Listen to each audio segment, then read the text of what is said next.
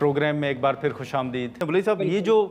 خیبر پختونخوا کی صورتحال یا خاص طور پر بلوچستان کی صورتحال کا جیسے آپ نے ذکر بھی کیا، اس ساری صورتحال کے دوران ہمیں یاد ہے کہ آپ نے ایک نواز شریف صاحب کے ساتھ ملاقات کی تھی اور کہا تھا کہ آپ کردار ادا کریں، اور پھر بعد میں آپ نے کہا کہ میاں صاحب نے رضامندی بھی ظاہر کی ہے۔ اس کو کافی عرصہ ہو گیا ہے، کوئی رابطہ ہوا ہے کہ میاں صاحب نے کیا آپ کے ساتھ آپ کو یقین دہانی کروائی تھی اور ابھی تک اس پر پیش رفت کیوں نہیں ہو سکی؟ دیکھیے، ہم تو یہ بات بار بار کر رہے ہیں کہ بلوچستان کے حوالے سے فیڈرل گورنمنٹ کو اور یہاں کی جو اسٹیبلشمنٹ ہے اس کو یہ بات پہنچانے کی کوشش کر رہے ہیں، یہاں کی پولیٹیکل گورنمنٹ کو بھی پہنچانے کی کوشش کر رہے ہیں کہ بلوچستان کے معاملات ہیں اور جو دہشت گردی کی جو صورتحال ہے یا جس طرح آپ لوگ اس کو لے رہے ہیں نا،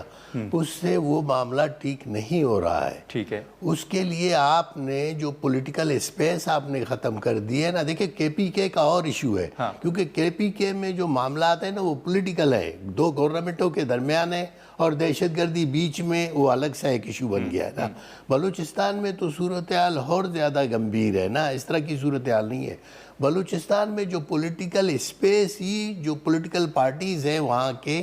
ان کا پولیٹیکل اسپیس ہی ختم کر دیا گیا ہے نا۔ جب آپ وہاں کے اوریجنل یا جینون جو آرگنائزیشنز ہیں، جو لوگوں کے ساتھ بات کر سکتے ہیں، جو پولیٹیکل گروپس کے ساتھ بات کر سکتے ہیں، جو لوگوں کے مسائل حل کر سکتے ہیں، جن پر لوگوں کا اعتماد ہے، آپ نے وہ اسپیس ختم کر دیا ہے۔ لیکن سر ماضی میں بلوچ صاحب، معذرت آپ کی بات کاٹ رہا ہوں، لیکن ماضی میں جتنی حکومتیں رہی ہیں مالک بلوچ صاحب کے علاوہ،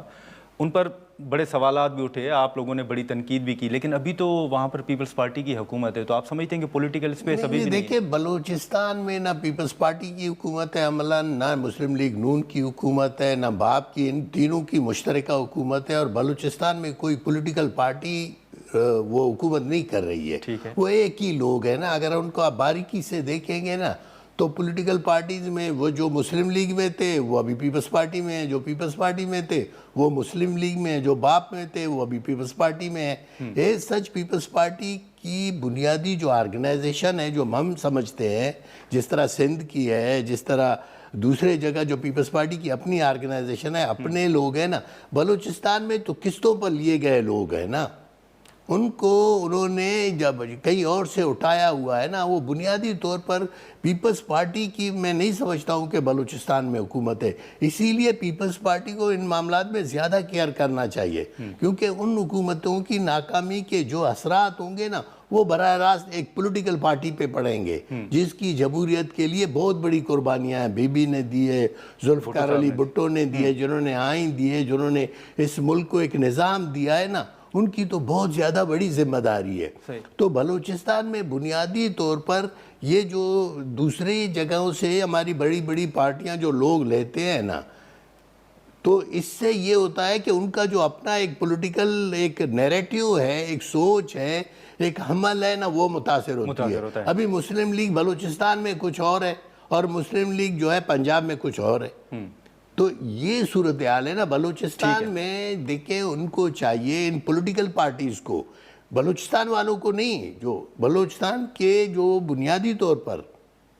اس ملک کی پولیٹیکل پارٹیاں نے، ان کو بیٹھ کر ان معاملات پر سوچنا چاہیے، اور ان معاملات کے حل کے لیے کوئی حکمت عملی، کوئی راستہ نکالنا چاہیے۔ شیر علی ارباب صاحب، اب یہ جو پی ٹی آئی کے معاملات ہیں سر، آج بھی کچھ خبریں آ رہی ہیں کہ اسپیکر صاحب سے آپ لوگوں کی شاید ملاقات متوقع ہے،